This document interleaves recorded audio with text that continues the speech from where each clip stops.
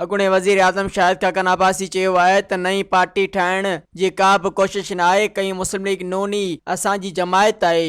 इस्लामाबाद में मीडिया सां ॻाल्हाईंदे नून लीग अॻवान शाहिद खाकन आबासी चयो त वरियण खां माण्हू एहसाब अदालतुनि जा चकर लॻाए रहिया आहिनि पर फ़ैसिला न आहिनि थी रहिया। नओं चेयरमैन ग़रीब माण्हुनि जा केस ख़तम करे सियासतदाननि जा बेश कहलाए।